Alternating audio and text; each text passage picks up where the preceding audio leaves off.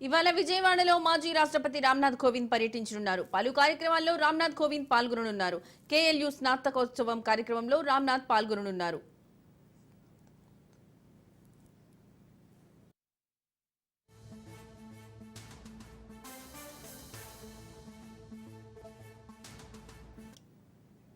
ఇవాళ విజయవాడలో మాజీ రాష్ట్రపతి రామ్నాథ్ కోవింద్ పర్యటించనున్నారు.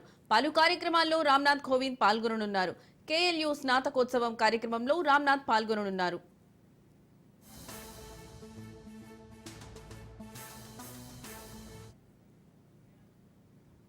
తిరుచానూరు శ్రీ పద్మావతి అమ్మవారి కార్తీక బ్రహ్మోత్సవాలు ప్రారంభమయ్యాయి. నిన్న మొదటి రోజు కావడంతో రాత్రి శ్రీ పద్మావతి అమ్మవారి మురళీకృష్ణుడి అలంకారంలో పిల్లన గ్రోవి ధరించి చిన్న శేషవాహనంపై దర్శనమిచ్చారు.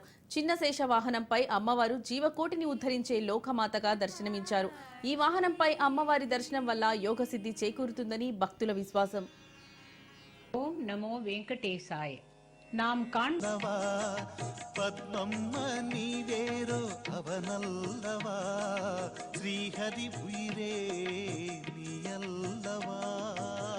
எழுந்தருளுகின்றாள்.